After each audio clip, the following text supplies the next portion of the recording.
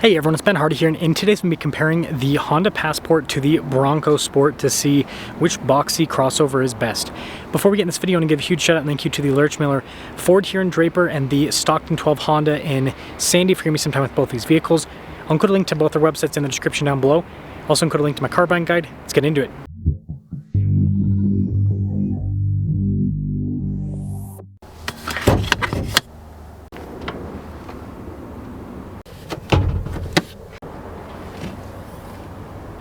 Under the hood of the Bronco Sport, we have a turbocharged 2-liter 4-cylinder that goes through an 8-speed. Fuel economy is 21 around town, 27 on the highway, with power outputs being 238 horsepower and then 277 pound-feet of torque. Now under the hood of the Honda, we have a 3.5-liter V6 that goes through a 10-speed. Fuel economy is 18 around town, 23 on the highway, with power outputs being 285 horsepower and then 262 pound-feet of torque. Now, before we move forward with this comparison, I do want to mention if you want to see more videos just like this, then I recommend you subscribe because I post content every single day. Both of these have a boxy design, but the Bronco Sport is definitely a slightly smaller vehicle, and you guys will see that as we go throughout. But really cool with the kind of circular design with the headlights, got the Bronco logo, and this is real metal up front, so this has some real aggressive protection. You can get this in the rear as well. This one doesn't have it, but you can. Recovery points, but yeah, definitely a cool look. And taking a look at the Passport, it's got the same boxy design, but you notice we've got a lot more plastic up front with the Passport. Still have recovery points and all of that, but a lot of that's more for looks rather than practicality like what you have with the Bronco Sport. But there's the fronts. Now, tires and wheels are in two completely different categories. So with the Bronco Sport, it's 225 by 65 by 17, whereas with the Passport is 275 by 60 by 18, so much larger tires and larger wheels as well with the Passport. See big chunky fender flares. Slightly smaller fender flares actually on the Bronco Sport. Got a little Badlands badge there, and then you can see with the mirror caps, nothing crazy happening there. But they both have the roof rails up top already. Here is the side profile of the Bronco Sport. Now the parking lot's cramped here, so here's a side-ish profile of the Passport. You can see boxy just like the Sport. Now there's going to be a pretty substantial difference in terms of cargo space with both these because of the size difference. You can see the Passport here, it is absolutely massive in the rear. This is not that much shorter than a Pilot, which is a 3-row crossover. You do have a little outlet there in the back as well. And by the way, the hatch is power. Now with the Bronco Sport, you can see that it's still very reasonably sized, but this is going to be more similar in size to like a Honda CR-V. So a much smaller size category. You do have an outlet there in the back. And I mean, look at this. So you can see the end of the Passport. Look how much further it extends out compared to the Bronco Sport end. Now the boxiness continues with the rear ends of both of the vehicles, including the taillights. The taillights are actually a lot more similar than I thought. Obviously different design, but way more similar than you'd think. And it kind of looks like little brother, big brother type deal when you see them next to each other like this. Now legroom here in the back of the Passport, really solid. We got some USB ports, a full outlet, and then look at these seats. Really nice trim all over the cloth and everything, and pretty good headroom because of the boxy design, and also cool design there on the door panel. The Bronco Sport definitely has less space here in the back. Still got vents and charging ports and everything, and you got those little nice holders on the side of the seat.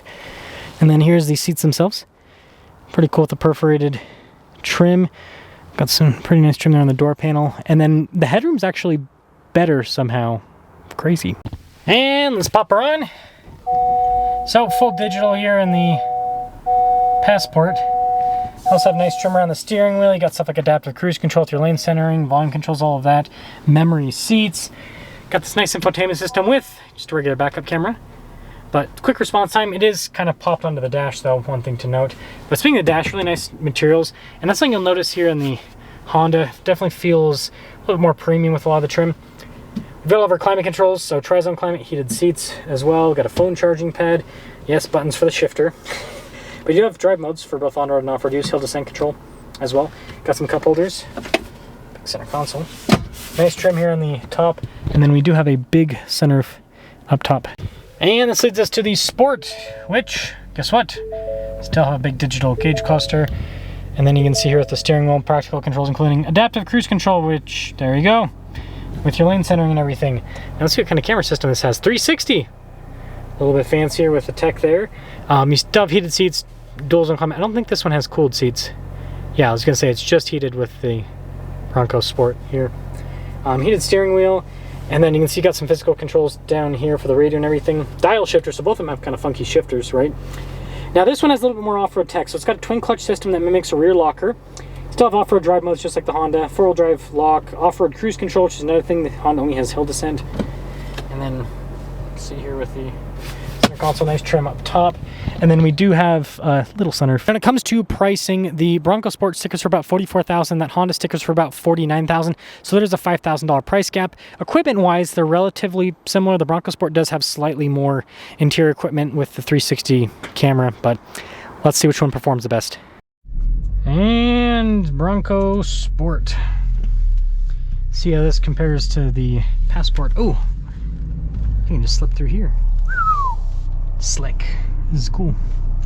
So this is a weird comparison, and you might be wondering, why the heck are you making this comparison, Mr. Benjamin? And here's the deal: Google. So what I do whenever a new car is released is I look at what people are searching up on stuff like Google in terms of comparisons. And guess what people are searching up with the Passport? They're comparing it to the 4Runner and the Toyota Land Cruiser, as well as the Honda Pilot. Now, I've already done all those comparisons. So I looked down the list, and guess what they're also comparing it to? The Bronco Sport. So I figured I would put this comparison together because someone is looking for this comparison, and I don't know if anyone else is gonna make it.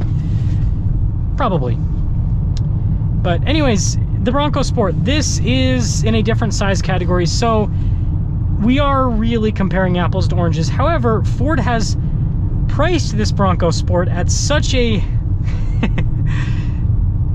crazy rate that I could also see why people are cross-shopping, because it's like, man, if you're gonna spend $44,000 on a vehicle this size, should you really, or should you jump up in size category and go up to the Passport?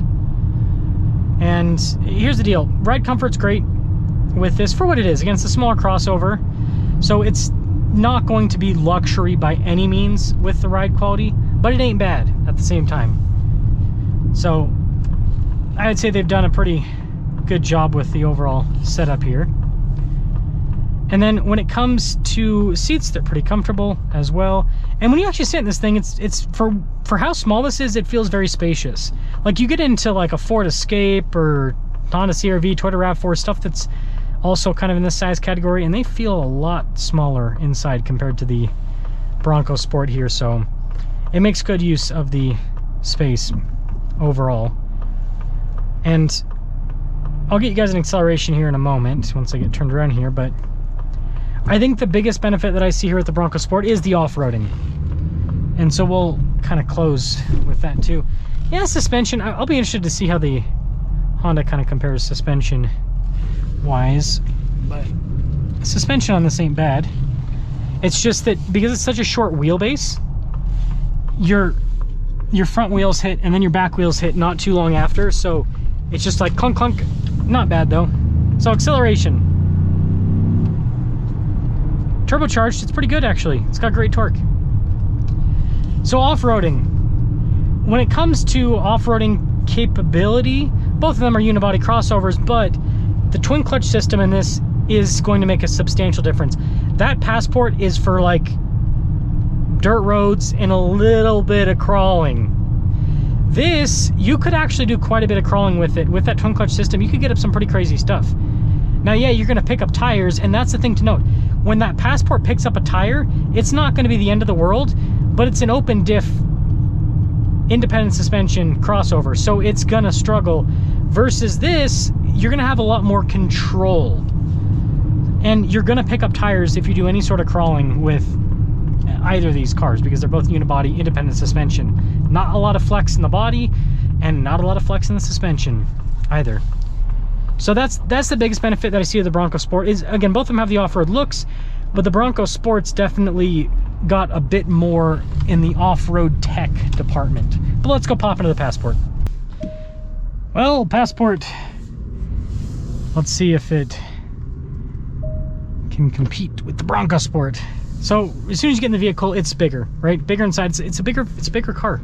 You know, it's a bigger car, and it is more comfortable, right? Longer wheelbase, you're gonna have just more comfort because it's gonna take a little bit longer for the back wheels to hit when you go over anything. So you got a little bit of a break in the suspension and the chassis. So that leads to more comfort as well. Now we'll see how the engine accelerates overall, but I will say just kind of on the low end here, it seems very smooth.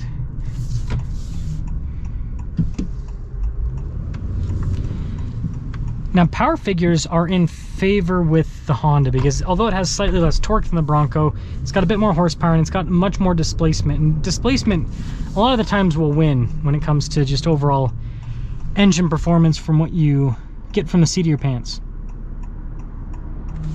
But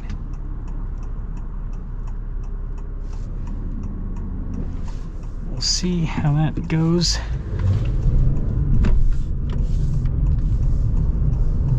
Yeah, this thing's easy to drive too, like the Bronco. I mean, even though it's bigger, it's not like it feels bigger, but it's not that bad to drive. It doesn't feel like I'm driving a boat or anything like that. So not bad at all. A little bit of lag there. Yeah, the Bronco has, you can definitely feel the torque difference on the low end. The Bronco, you definitely feel a bit more of a shove on the low end. So, conclusion. Well, the Bronco, right, you're gonna get more features for less money because it's a smaller vehicle. That's just how things, that's how money works, that's how cars work. But when it comes to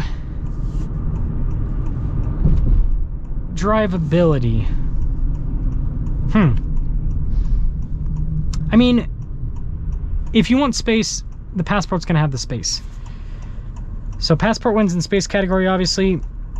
It's a little bit more comfortable to drive, even though it doesn't have as much low-end torque. I'm fine with the engine performance here. Fuel economy is gonna be worse though because it's a bigger vehicle, so you gotta take that into consideration. Off-roading. Are you actually gonna take the car off-road? If you're not, then this doesn't matter. But like I said, the Bronco is going to be a little bit more capable off-road than the Honda is. I'd love to get an off-road comparison. I don't know if that'll ever be able to happen for me personally.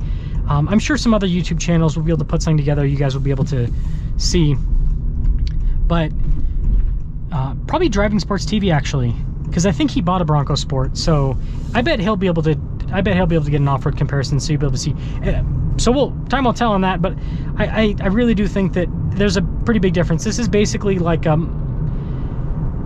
crossover all-wheel drive system. It's a really good all-wheel drive system, but it's going to have limitations because it doesn't have any sort of, well, twin clutch locker like what the Bronco Sport has. So let me know which one you'd go for.